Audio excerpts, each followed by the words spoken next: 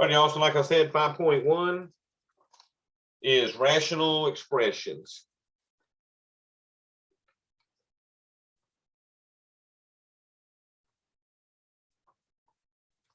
So this section in 5.1 pretty much deals with what we were doing earlier with the domains.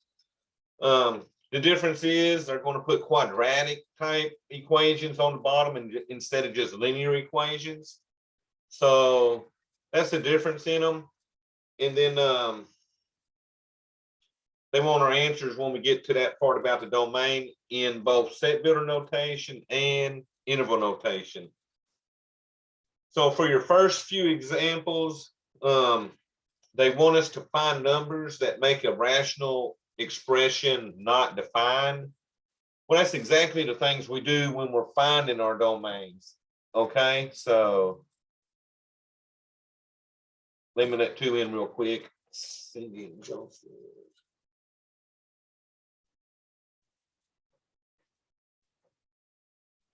Yeah, some of them must be getting knocked off.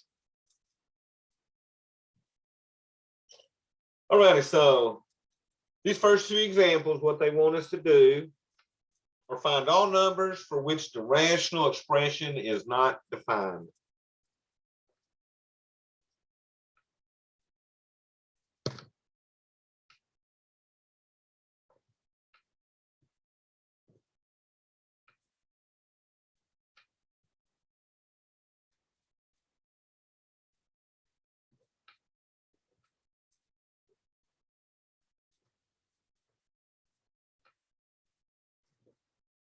All right, so they give us two examples doing this. So the first one, they give us 9b squared minus 10 over 14b plus 15. So we're finding numbers that make this expression not defined, which is the kind of stuff you do when you're finding domains. They just don't want me to list this answer as a domain, okay? They just want me to find any numbers that would make this undefined. And remember, the only thing that make that undefined is if I have a 0 on the denominator. So what I would do to this problem is take the 14b plus 15 and set that equal to 0. Once we solve that, we'll have any numbers that make this undefined. All right, y'all, so to solve this, we're going to subtract 15, and then we'll come back and divide by the 14. So I get 14b equals a negative 15. And then let's divide by 14. So that these b's 14s cancel, and I get b is equal to a negative 15 over 14. So this rational expression would not be defined when b equals a negative 15 over 14. Okay, so that's all they want us to do on these first two, is just find that number, okay? So the difference from, say, test 1 to this test is on problems like this. I got a y squared minus a y minus 4. All that being divided by a y squared minus 10y plus 24. So we need to do the same thing with this one. Whatever solutions I get by setting the bottom of this fraction equal to 0 will be the numbers we're going to exclude because it makes them not defined, okay? So don't worry about the top, remember just that bottom. So take x squared minus 10y plus 24 and set that equal to 0. Y'all, several ways to solve this. That is a quadratic equation, so you could use the quad formula on your calculator to solve this if you want to. I have a question. Yeah, I hear you. Why did you say don't use the top? Because remember, if you're looking at a fraction, any number divided by 0 makes that undefined. So undefined is not a number. It does not help me do anything at all. But if I take the 0 and put it on top, Well, 0 divided by 5, you can do that one, and 0 divided by 5 would be 0. So if you notice, the only place that it cannot be 0 is in that denominator. Did that help? Yes. Okay, so, and that's why you're only worried about the bottom on these fractions when we do domain and stuff, because that's the only thing that can make this turn into an undefined type answer. I think on the calculator, even if you do something like 5 divided by 0 on the calculator, it don't call it undefined, but it will say error division by 0. All right, y'all gonna factor this. So you got a y squared, that means in front of both parentheses is a y.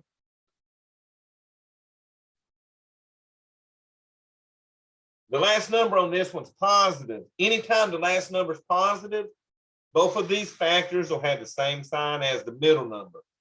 So that middle number is a -10. So both of these will be negative numbers down here.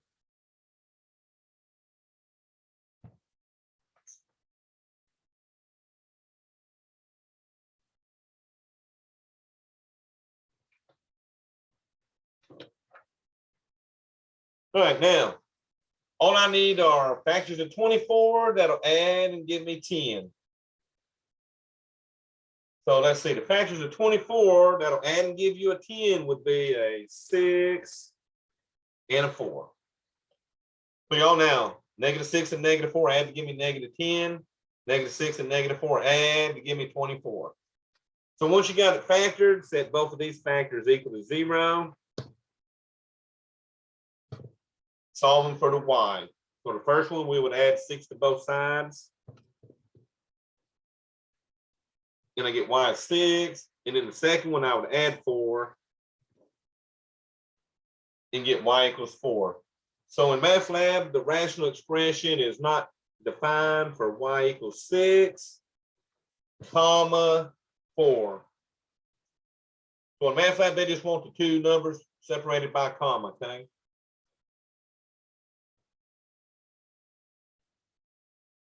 So y'all remember, you would have got a 6 and a 4 had you used the quad program for this. A would have been 1, B would have been the -10, C would have been the positive 24. If you use quad, it would actually gave you that 6 and 4, okay?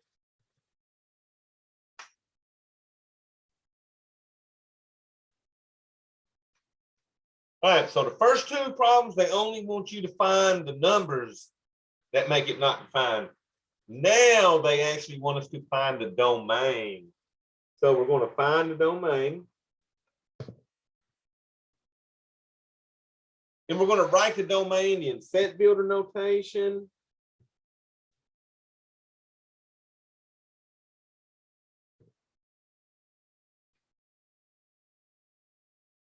And interval notation.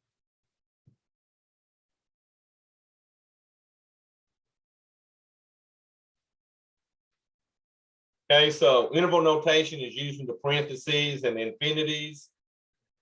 Set builder notation is when they had the fancy parentheses and said x with the bar, such that x is real number and not equal to whatever we get.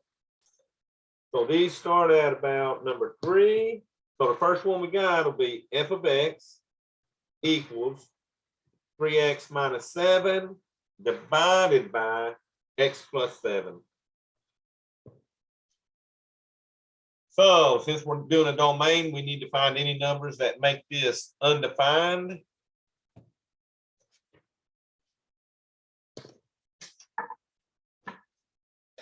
And I'm going to find them by setting that bottom equal to 0.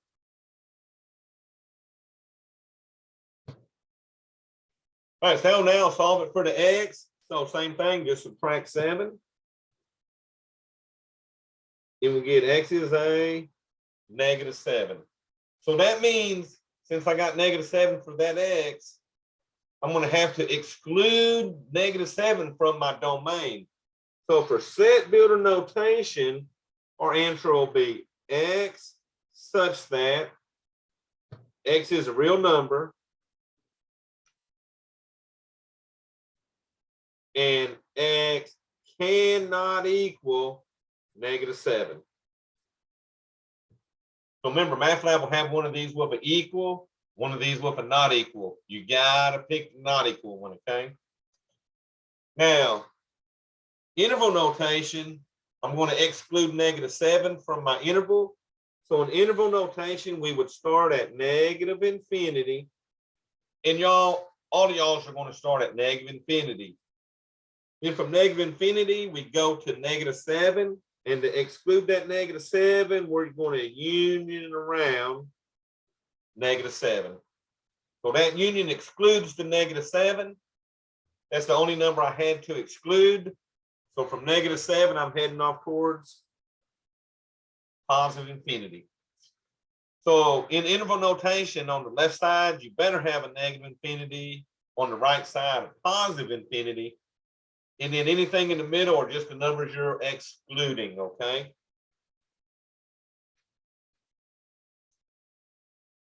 So if you notice, this chapter mainly is a review of the earlier chapters. They've just turned it up just a little bit with the bottoms. All right, y'all, here we go. G of x equals 5 divided by 2x minus x squared. So the same thing, I'm going to take this denominator, 2x minus x squared. I'm going to set it equal to 0 to solve it. Then when I get my numbers, I'm going to exclude them from my domain. So y'all, yeah, I'll tell you the truth on this one. Since both of these have an x in them, I would factor that x out as a GCF. So these have a GCF of an x, so I'm going to factor that out. So if we factor out the x, that's going to leave me a 2 minus x. Right, you had one x here, you factored it out, the x is gone. You had two x's here, you factor one out, you still got one x. So we've got it factored now. So now set both of them equal to 0. And y'all remember, anytime you got a GCF that's a variable, that's always going to give you a 0 100%, okay? And then the other factor was 2 minus x. I'm going to set that in equal to 0. To solve this one, I would probably just add an x to both sides and you'd be done. So add an x, and I get 2 equals x. So the two numbers I'm going to exclude are 0 and 2. So for set builder, we have x such that x is real and x cannot equal 0, 2, and then shut your parentheses. Interval notation, we start at -infinity. And remember, you got to go left to right on this. So let's see, between 0 and 2, the first number you're going to hit going left to right is 0. So union around 0. From 0, you're going along until you hit 2. So since 2 made it undefined, we're going to union around the 2. And then from 2, since there's no more numbers to exclude, I can go from 2 to positive infinity.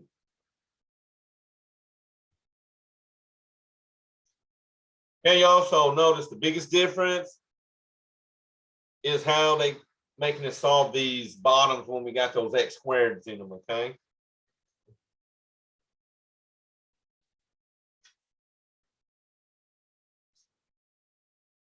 All right, so 5 is a repeat. So I'm going to do like number 6.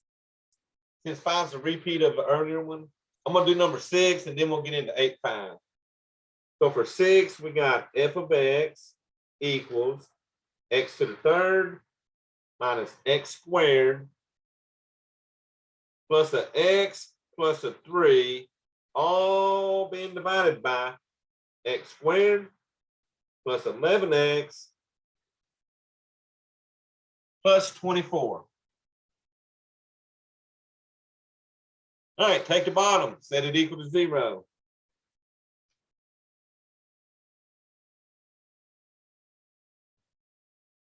At that point, since that's a trinomial that is quadratic, A is 1, B 11, C 24. If you wanted to use a quad, it would give you your answers. I'm just going to try to keep practicing y'all on factoring, because you see factoring a lot in life.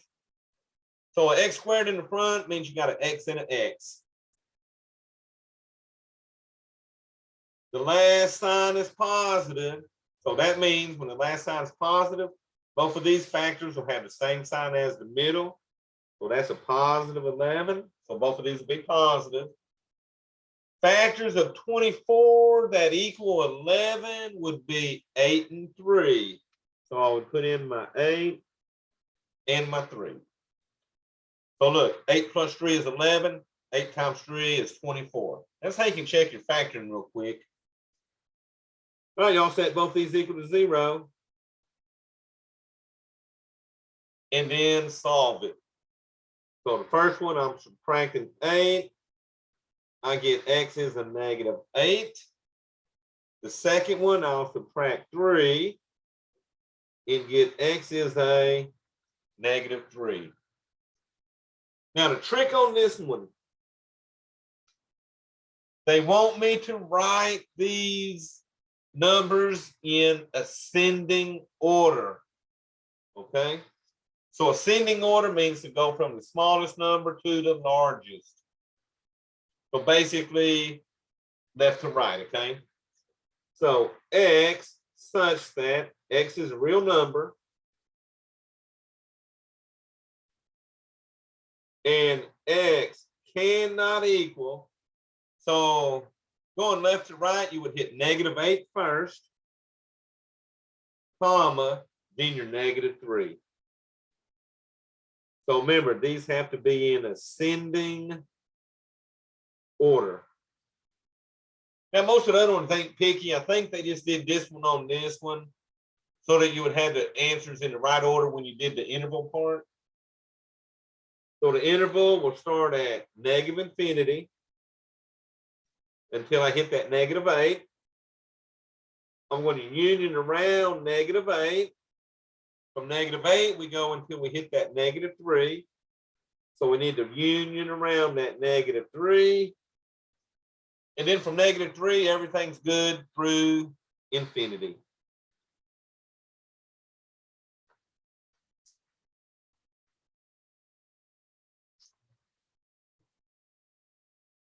So y'all, that was 5.1.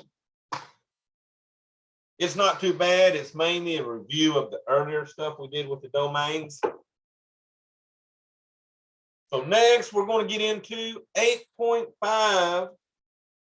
And I'm going to start off by explaining what we talk about when I say the word asymptote. So I'll write that out for you. So 8.5 is now rational functions.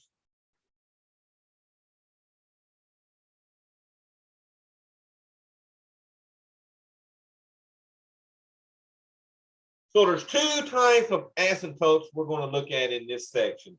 We're going to look at what we call a vertical asymptote.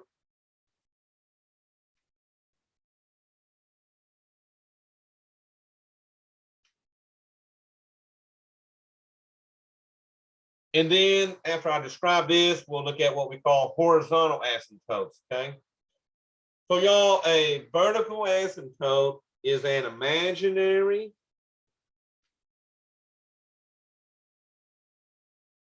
vertical line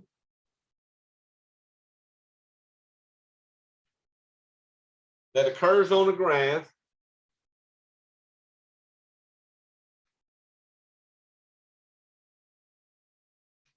where it is undefined.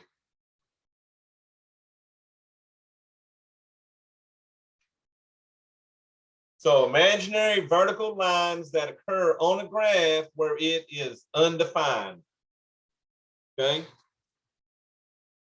The vertical asymptotes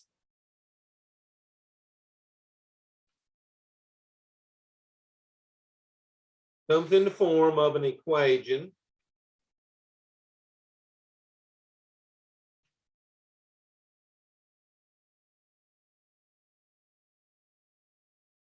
x equals some number. So I don't know the number, but x equals a number is how you got to put it into MathLab, okay? Also, a thing about a vertical asymptotes.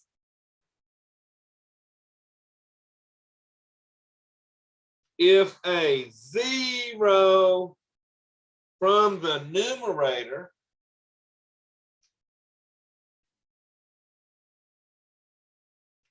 matches a 0 from the denominator,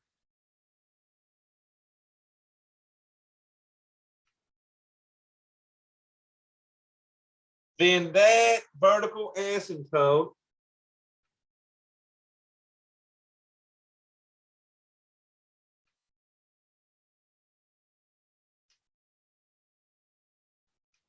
is canceled and a hole in the graph results. So you'll see what these asymptotes look like in a second. But if we have a 0 from the top that matches a 0 from the bottom, and that's those numbers we get by setting it equal to 0, remember. If those match, it cancels that vertical asymptote and just creates a hole in the graph, okay? All right, second asymptote was called a horizontal asymptote.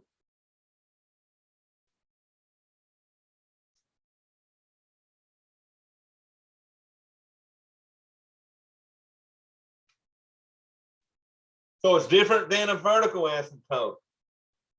A horizontal asymptote is a value that the graph tries to approach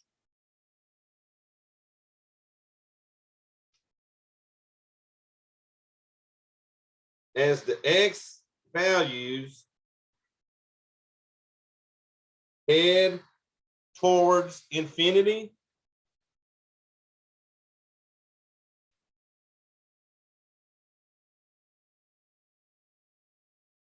or negative infinity.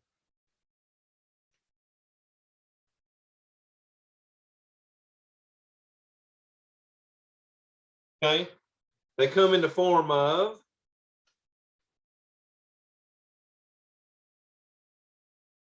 y equals some number.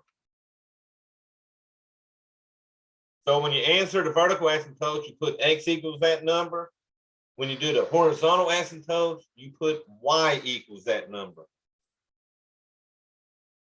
Now, there are 3 cases that can happen with a horizontal asymptote. And so the 3 cases are, it can have no asymptote, no horizontal asymptote, okay? The asymptote could be y equals 0, and then the third case is y equals a over b, and I'll explain what a over b are, okay? So it depends on the degree of the numerator when you compare it to the degree of the denominator, okay? So we're looking at the degree of the top versus the degree of the bottom. And the degree is the highest exponent, right? So the first case, if the degree of the numerator, which is my top, is greater than the degree of the denominator. So if the top has a higher degree than the denominator, there is no horizontal asymptote. And that's because the top is growing faster than the bottom, so it's always going to be a bigger number, a bigger number, a bigger number, and so on.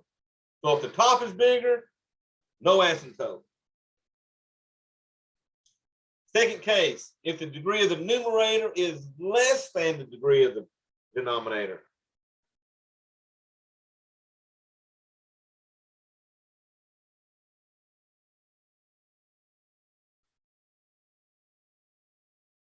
So if it's less than the degree of the denominator, y'all, what that means is the bottom is growing faster than the top. And anytime the bottom of a fraction grows faster than the top, it wants to head towards 0. So this one would have a y equals 0 as its horizontal asymptote. As that graph got out further and further, it would try to get closer to the x-axis, okay? Remember, the x-axis is where the y values are 0. Case 3, the degrees are equal. If degree of the numerator equals degree of denominator. If they're equal, then it equals y equals a over b, where a is the lead coefficient of the top, b is the lead coefficient of the bottom.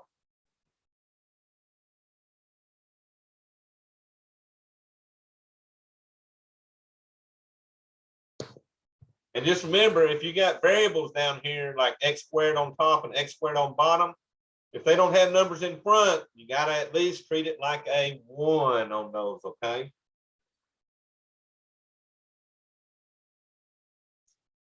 All righty, so let me show you ways how we try to graph these.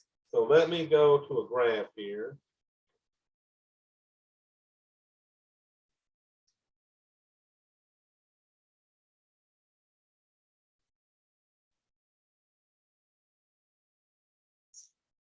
All right, y'all, so I'm gonna turn.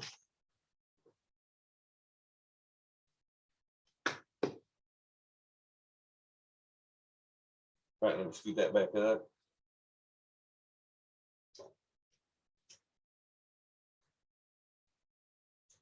All righty, so on this example here,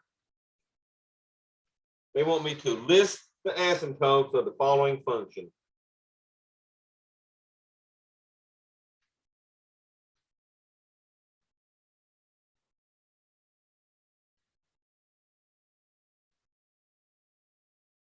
Following function.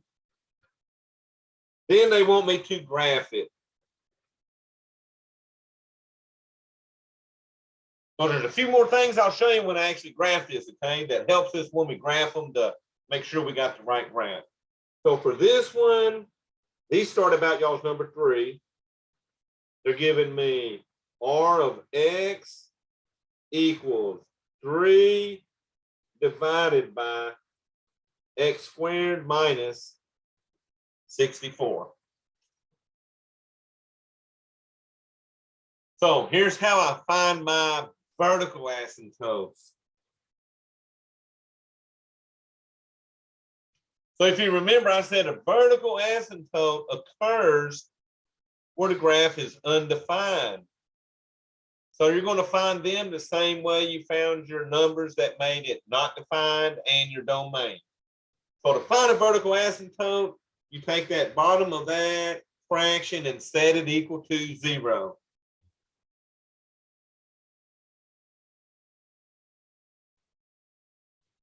Now, if you use quad on this, A is 1, B is 0, C would be a negative 64.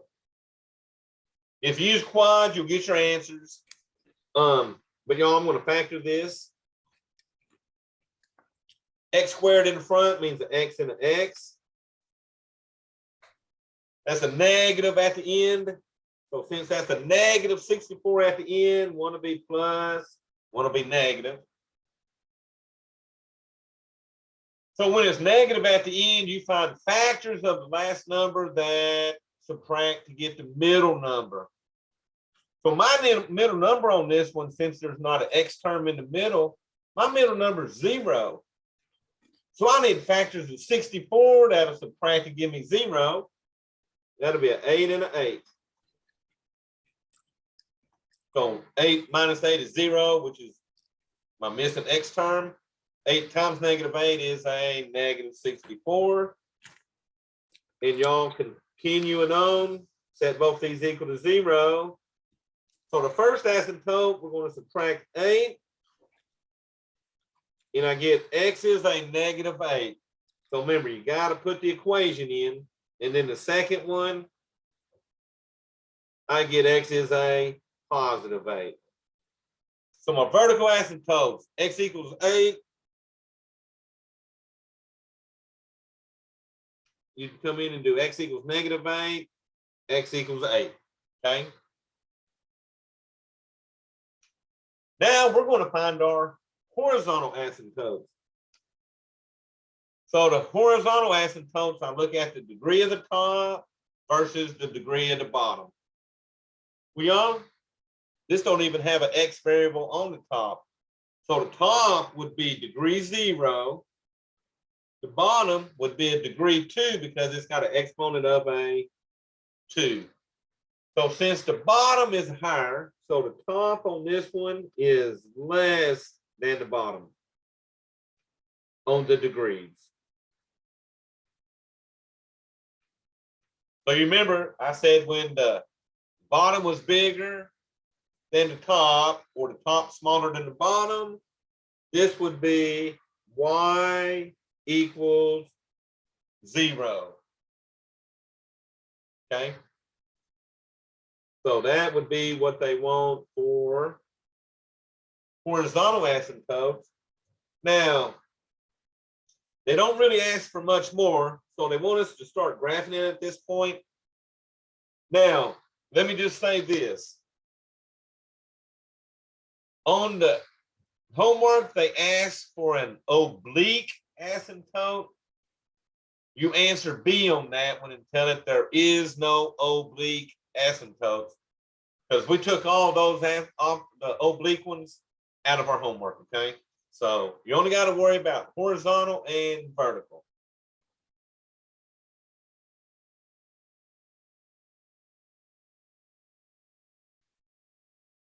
All right, so let me move this down a little bit because we got to do some graphing here. Y'all look, I got asymptotes at -8 and 8, so I need to probably number out to about 10 on this.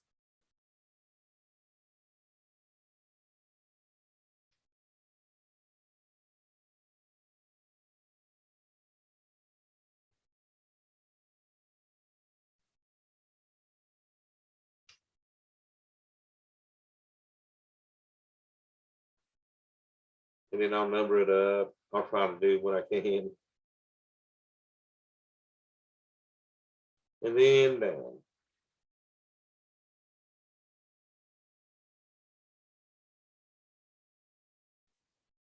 So two things I know right off the bat. I got an imaginary dotted line over here at x equals -8, and I got one over here at x equals +8. So at -8, I've got an imaginary dotted line. And then, like I said, at +8, we got a +8 also has an imaginary dotted line.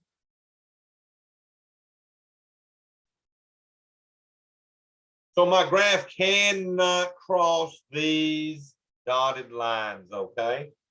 Now, as the graph goes towards -infinity and +infinity, it's going to want to try to get to the 0 for the y values. So over time, it's going to want to try to get down to this x-axis, okay? So that tells me in the long run, whichever side is going to try to get to that 0. So to officially graph this, we need more information. We need the y-intercept, and we need what we call the zeros of the numerator. So for the y-intercept, so let me pull this down just a little bit more. So for the y-intercept, to find the y-intercept where it crosses the y-axis, you find r of 0. Which means for the y-intercept, you put zeros in for the x's on the equation, and solve that. So my equation was 3 divided by x squared minus 64. Well, that'll be 0 squared minus 64. So the top's going to stay 3. 0 squared is 0. 0 minus 64 gives me a negative 64. So my y-intercept is going to cross the y-axis. Remember, that's my y-axis at a negative 3 over 64. Y'all, if you punch that on the calculator, that's pretty close to 0, but it's not 0. And it's the y value. Since it's negative, it's going to be right under the origin of that graph. It's going to be on the negative side, not the positive side. Okay? And remember, negative 3 over 64 is definitely smaller than negative 1. So that is my y-intercept. To find my x-intercepts, I set the top of the fraction equal to 0. Well, the top of my fraction is a 3. So if you try to set 3 equals 0, that's a false statement. So anytime you get 3 equals 0, 5 equals 0, a number without a variable, that's going to be a false statement, which means there's no x-intercepts. Okay? Now, if it had a variable here and I solved it, that would tell me where it crosses the x-axis. But anytime you do not have a variable in the numerator, it will not have an x-intercept. So y'all, that means it does not cross this x-axis. So these the vertical asymptotes, since it does not cross the x-axis, this thing is going to come down on the left side and shoot towards negative infinity. It's going to do the same thing on the right side and shoot down towards negative infinity. Now you'll notice on asymptotes, if one side goes down, the other side usually comes up. So this side would come in. It cannot cross the x-axis, remember, because there were no x-intercepts. So what it's going to do as it goes towards negative infinity, it's going to try to get to the 0, which means it's trying to get to the x-axis, but as it gets further and further, it cannot get there. And the same thing on the right, it's going to opposite that one, and it's going to try to get down to the x-axis, going to the right. So sometimes you might need y-intercepts and x-intercepts to graph these. So y'all, what I want to show y'all before I go further is why do these things shoot down and up? And then why does this try to get to the x-axis? So here we go. Let me move this up. So I will say these are a tricky section, but we're not going to kill you with this info on my next test, okay? So what if I said graph f of x equals 1 over x. And I'm just doing this one to show you those asymptotes.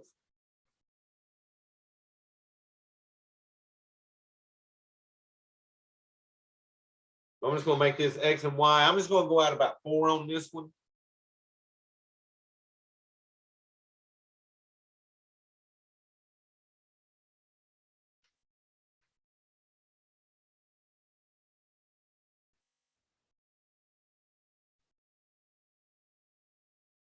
So just say we was graphing this by hand.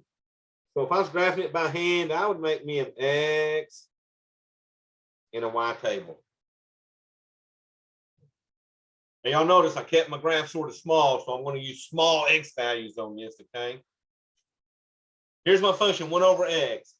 So if I put a 1 in for x, 1 divided by 1 is 1. So if x is 1, y would be 1. I'm going to do a 2. If x is 2, I get 1 divided by 2, which is a 1/2. So when x is 2, this is about 1/2. All right, how about x is 3? When x is 3, I get 1 divided by 3, which is a 1/3. So over here at 3, I'm at 1/3. And y'all are getting the pattern now, right? At 4, I bit 1/4, 5, 1/5, 1/6. As these x's are getting larger to the right, notice my graph is going to try to come down here and get close to that x-axis, okay? So this would be an example of a horizontal asymptote. I never will equal 0, but I get close, okay? Now, let me play with some of these negative numbers real quick before I play with this middle. So if x was -1, that would be 1 divided by -1, which is a -1. So at -1, I'm down here at -1. -2, 1 divided by -2 is a -1/2. So at -2, I'm at a -1/2. -3, same thing, right? At -3, 1 divided by -3 is a -1/3. So at -3, I'm getting closer.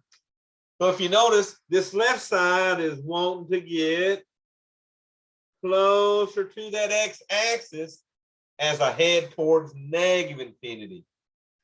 Well, that's what I was talking about on the horizontal, is it tries to reach that x-axis as these values head towards infinity. But remember, in the middle, I had some wild looking lines heading up and down. I'm about to show you what's happening in between here. I can't use 0 on this one, can I? Because guess what? 1 divided by 0 is undefined. So that means that 0 on the x's, you've got an imaginary dotted line going up this. And your graph cannot cross that, okay? So let's see what's going to happen to this graph. I'm going to pick numbers that are smaller than 1. So how about 1/2? If x is 1/2, what's my y value? So that'll be 1 divided by 1/2. So y'all, let's see. Let me go to my calculator. Whoops, let me clear that. So if you do 1 divided by 1/2, and I'll put my 1/2 in parentheses. So I got 1 divided by 1/2. Y'all watch this. When I hit enter, I get 2. If that was 1 divided by 1/3, I would get 3. Because remember, you flip and multiply on these. So what's happening over here at 1/2, when x is 1/2, 1 divided by 1/2 is 2. So over here at 1/2, my value is 2. So let me make it smaller. If that's a 1/3, 1 divided by 1/3 is 3. So at 1/3 here, my value is 3. How about if I did 1/4? 1 divided by 1/4 is 4. So at 1/4, I'm up here at 4. So if you notice, the closer my fractions get to 0, this thing wants to shoot up towards positive infinity. Think about this. If this was 1 over 100, your y value would be 100. If this was 1 over 1,000, which would be really, really, really close to 0, but that thing would be up at a y value of 1,000. So the closer I get to 0, this thing is shooting upwards. Which means, y'all, if I put negative numbers over here, -1/2, -1/4, and all that. This left side is going to try to shoot down towards -infinity. So this was the part where you got the asymptotes. Notice how this one's headed towards positive, and this one's sort of headed towards -infinity, okay?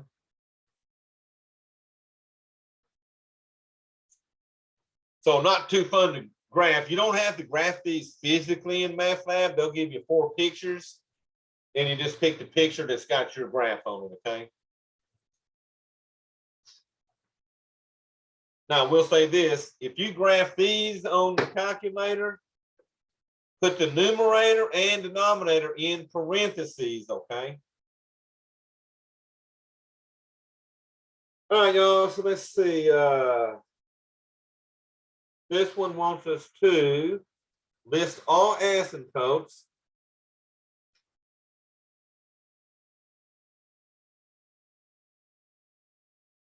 and then graph.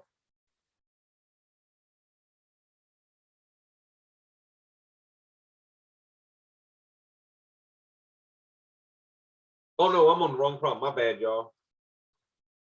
This one just wants me to find the vertical asymptotes. So find the vertical asymptote. Now remember, when you're doing vertical asymptotes, you sort of got to do a check of the top to see if any of them cancel, okay? So I'll show you when that happens on one of mine. So the first one I'm going to do is f of x equals 1 over x minus 4 squared.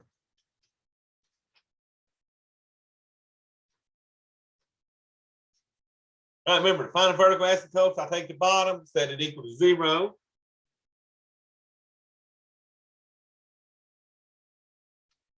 X minus 4 squared is basically a x minus 4 times x minus 4, which means I got a repeating answer. So I only got to solve this once to get my vertical asymptote. So I'm going to set x minus 4 equal to 0. Because y'all remember what happened, since that's got an even exponent for the multiplicity, this one don't cross over the x-axis. It comes down and it's sort of tangent to it, okay? But you don't have to know that. You just got to find my asymptote by solving this x. So add 4 to both sides. And again, x equals 4 is my vertical asymptote. So what's nice is with these is once you got the answer, that's what you're putting in MATLAB, okay? All right, find the vertical asymptote.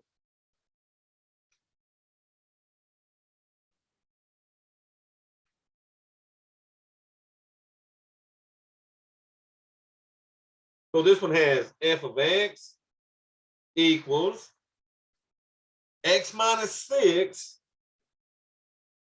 over x squared plus 5x.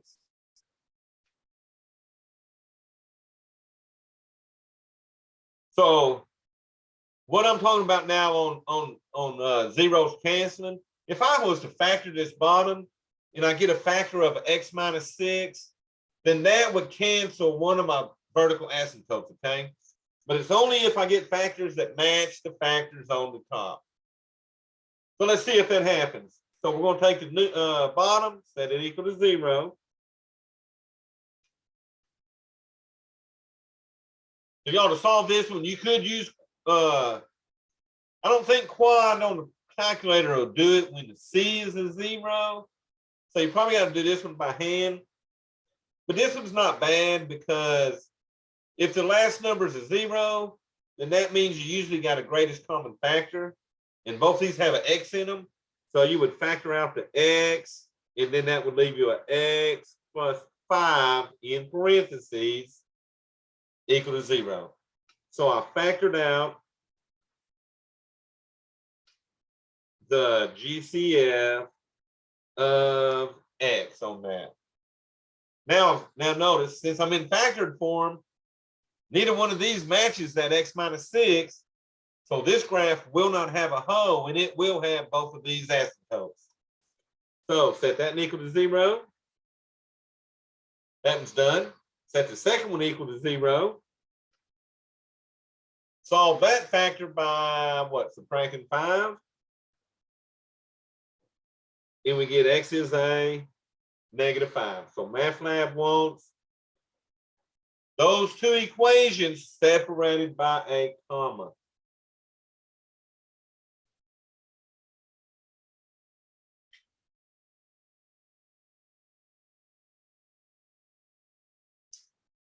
All right, y'all, moving on. So the next one, find the vertical asymptotes.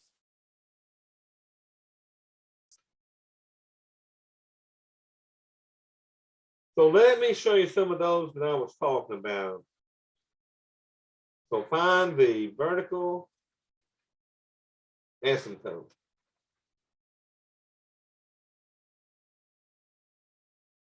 So I'm going to have f of x equals x squared plus 3x minus 10 over x squared minus 5x minus 14. Y'all, when you do the vertical on this one, you do have a trinomial on the top. So I start with the bottom, and if I get any of my factors that might be similar to factors of this top, then I'm going to work on the top. But if I get numbers that ain't no way going to be on the top, then I don't worry about it, okay? So let's start out by setting that bottom equal to 0. So remember, quad would be 1, -5, -14. But like I said, I'm getting y'all good at factoring. So x squared means you got an x in front of both parentheses. That's a -14. Anytime the last number is negative, your factors will have opposite signs. Now, what I need are factors of 14 that when you subtract, give me a 5. And there's only two ways to get a 14, right? Which would be 1 times 14. That's not working. And what is it? 2 times 7.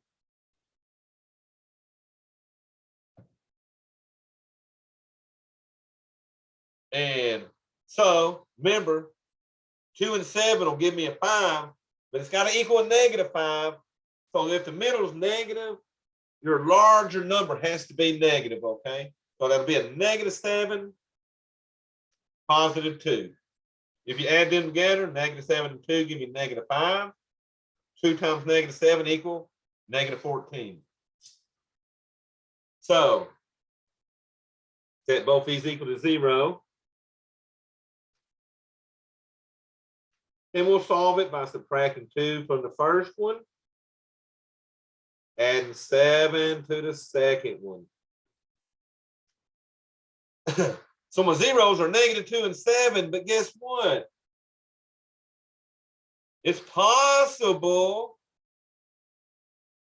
that a 10 has a 2 as one of its factors, right?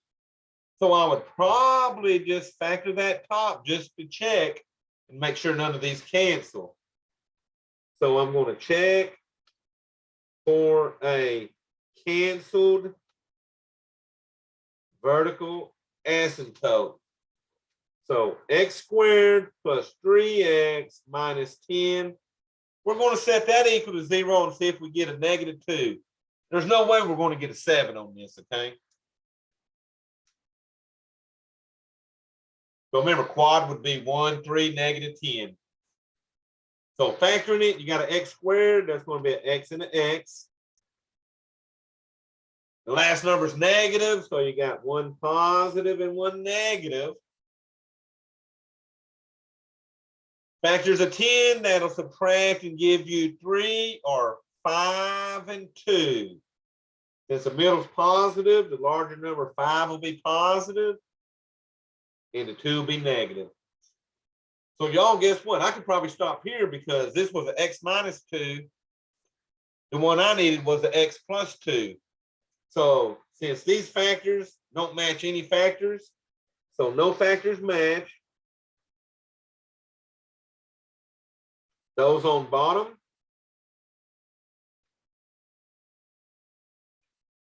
so we keep all vertical asymptotes, which means we'll have x equals -2 and x equals 7. So we definitely keep them both when nothing cancels. Okay. All righty, y'all. So I'm going to do one more, and then that'll take us up to where we start doing all the horizontal asymptote stuff. And I've got that set up to start on Thursday. So let's do one more of these with a vertical asymptote. So we're going to determine the vertical asymptotes.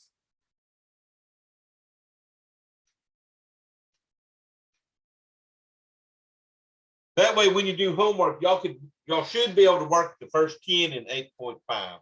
Okay. And then we'll pick up at number 11 on the next class. So for this one, they're giving me g of x equals x to the third over 2x to the third minus an x squared minus 10x.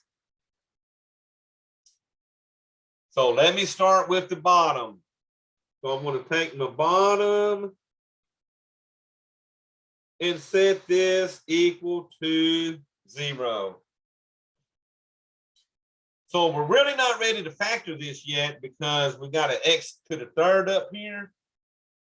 But notice, every one of these has an x in it. So I'm going to factor out an x as a GCF. I'm going to factor out the GCF of x. That's going to put an x out front. Take one x away, that leaves me a 2x squared.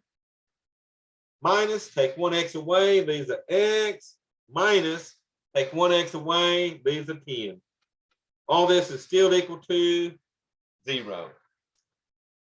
So this one is done. We know that's going to equal 0. Quad the rest of this.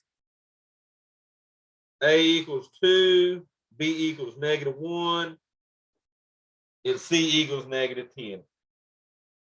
So let's see. Let's go quad that part and see what that'll give us. I'm going to share on my screen.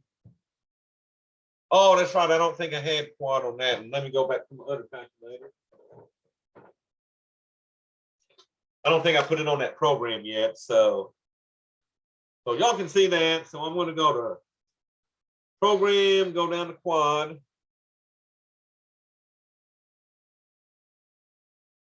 All right, hit enter on quad, enter again to start it. A was a 2, B was -1, C was a -10. When you push that on quad, it'll give me my answers. 2.5 and -2. If you hit enter again, it actually gives you the fraction form, 5/2 and -2. So I know that this will give me my first x equals 0 for that one. This gave me x equals, what I say, 5/2, and x equals -2. So now I'm going to check the top and see if any factors. So I'm going to check for a canceled vertical asymptote. And to do that, you take the top, set it equal to 0. But y'all remember, x to the third really means x times x times x equals 0. So we got 3 factors of an x down here. But guess what? Doesn't one of these factors cancel this x? Right, I got an x and an x. So one of these x's will cancel that x, which means it cancels that asymptote. So that's what I mean. Watch for factors on the top. If they cancel with any factors in that denominator, you got to cancel that vertical asymptote. So y'all, the only two asymptotes for this would be x equals 5/2 and x equals -2. So this one here was like number 10. So be careful on that. Your x to the third will probably cancel out with an x like mine did, okay?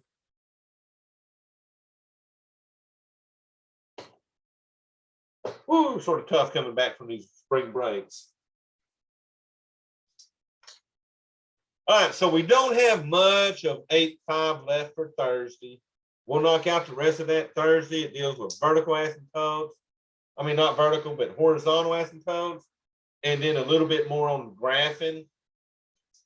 And you'll see me graphing a lot, finding the y-intercepts, x-intercepts, and all that, okay? 8.6 is a really easy, small section. So we'll be definitely knocking both of those out on Thursday. Woo. So let's see. I'm gonna go back to the stop my share. So y'all, let me make sure I got all y'all in this class real quick. So